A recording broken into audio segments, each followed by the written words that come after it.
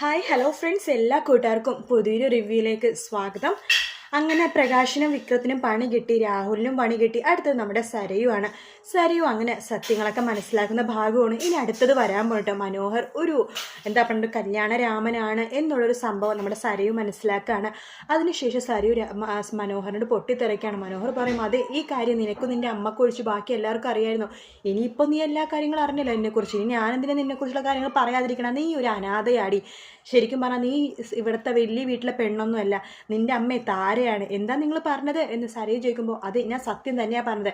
നിൻ്റെ അച്ഛൻ രാഹുലും, പക്ഷെ അമ്മ ഷാരിയല്ല, താരയാണെന്ന് പറയുമ്പോൾ സരയു ആകെ പൊട്ടിത്തെറിച്ച് മനോഹരനെ അടിക്കാനൊക്കെ പോകുന്നുണ്ട്. പക്ഷെ മനോഹർ പറയും, നിനക്ക് തോന്നണ എന്തെങ്കിലും സംശയം ഉണ്ടെങ്കിൽ നീ നിൻ്റെ അച്ഛനോട് പോയി ചോദിക്കടി എന്ന് പറയുവാണ്.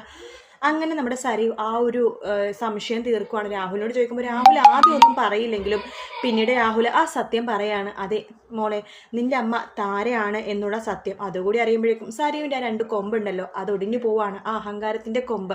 സരയു എന്തായാലും ഈ ഒരു ഭാഗത്തോടു കൂടി നന്നാവുമെന്ന് നമുക്ക് പ്രതീക്ഷിക്കാം.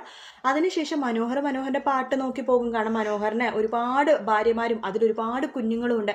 അതുകൊണ്ട് മനോഹർ എന്തായാലും സരയുവിൻ്റെ അടുത്ത് നിൽക്കാൻ പോകണമെന്നില്ല. മനോഹർ തിരിച്ചു നന്നാവത്തൊന്നുമില്ല, മനോഹർ പോവത്തേ ഉള്ളൂ. അതിനുശേഷം സരയു ഒറ്റപ്പെട്ടിരിക്കുന്ന സരയുവിനേക്ക് തന്നെ നമ്മൾ കാണാൻ പോണത്. വീഡിയോ ഇഷ്ടപ്പെട്ടെങ്കിൽ ലൈക്ക് ചെയ്യുക, സബ്സ്ക്രൈബ് ചെയ്യുക, കമൻറ്റ് ചെയ്യുക. മറ്റൊരു വീഡിയോ ആയിട്ട് വീണ്ടും കാണാം. Take care, bye bye.